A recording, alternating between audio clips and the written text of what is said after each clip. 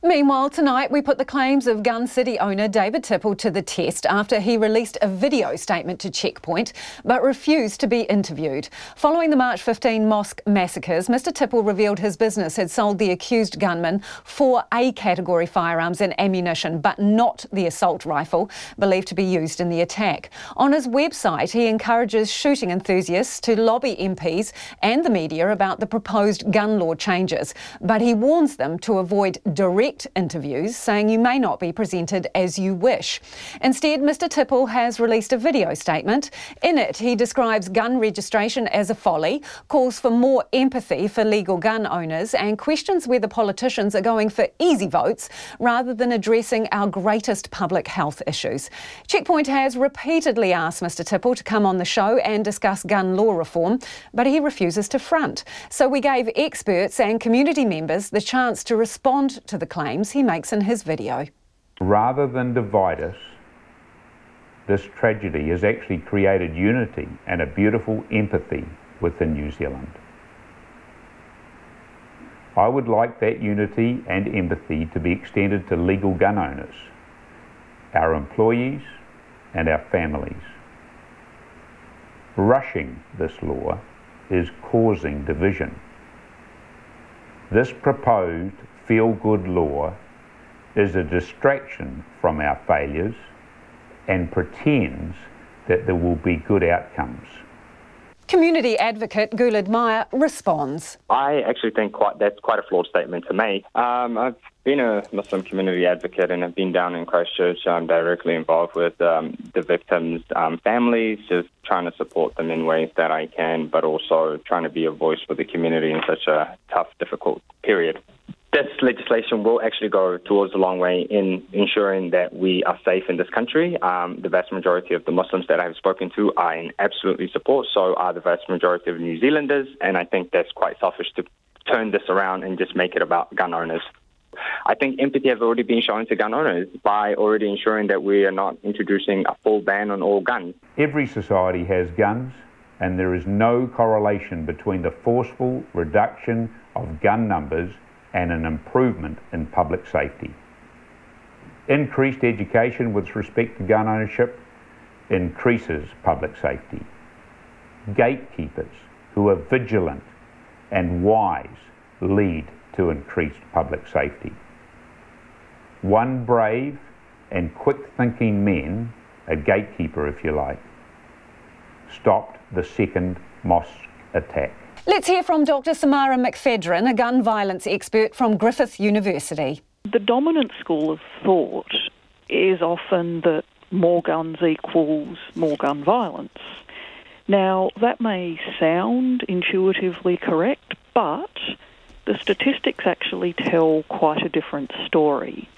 We've actually had steady increases in the number of licence holders and the number of legally owned guns, but ongoing decreases in firearm homicide and firearm suicide. And that holds even when you take into account the changing population size. So we're certainly not seeing a case of more guns equals more gun crime. We're actually seeing the opposite. Now, I'm not saying that there's any causal relationship in there. Rather, a more likely explanation is that levels of legal firearm ownership aren't related to levels of firearm misuse.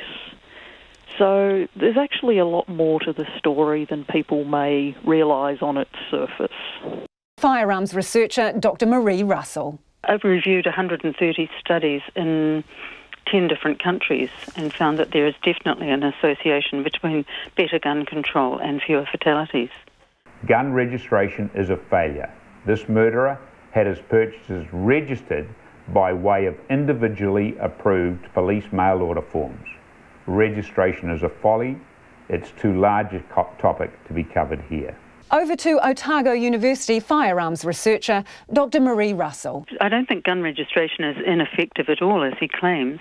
It seems to work very, very well in other countries. Australia, for example, introduced a registration system after the big changes they had there in their law, and it seems to work quite well. I'm told that when police there, for example, are called to a situation where there might be firearms, they can easily check what's actually there and be prepared to deal with it. Dr. Samara McFedrin, a gun violence expert from Griffith University. When we look at countries such as Canada, for example, they had a very similar experience. They had gun registration there for rifles and shotguns from the mid-1990s. What they found was that it had very little, if any, impact on firearm misuse, and that it was extremely costly to run, but ultimately ineffective in preventing violence. Registration is one of those areas where it may seem like common sense, it may seem intuitively appealing, but the evidence just doesn't back it up as an effective violence prevention strategy. Self-loading firearms are legitimate and efficient tools for hunting and pest control. The law proposed, the new law proposes that only government or government-approved agencies can own them. So, what can we expect from this? Reduced pest control, more damage to our environment and more poison? Farmers need to be able to control their own pests cost effectively. Hunter Lou Stoddart has this to say. Well, this is just silly. I mean, semi-automatic rifles are an efficient tool, but they're not the only tool. Most farm pest controllers, rabbits and possums, and 10-shot semi-auto 22s will remain legal for that purpose. For larger animals like goats and wallabies, bolt action, other types of rifles are usually going to be adequate, and in special cases where high volume shooting is really necessary, farmers will still be able to hire professional shooters. If you can't shoot a rabbit in 10 shots, hire a professional. We have blinkers on if we're only focusing on guns. How about violent video games? Is it easier for MPs to attract feel-good votes by discriminating against gun owners than by addressing our greatest public safety issues, such as child violence, youth suicides, methamphetamine, and our children being given too much time on electronic devices and being too poorly behaved to take to the supermarket?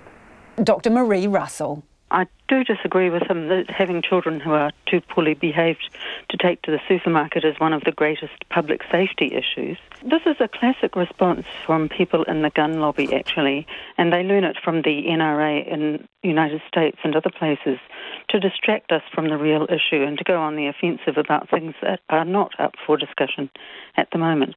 And I would also dispute that the government is not working on things like youth suicide and child violence and methamphetamine. The government is working on those issues.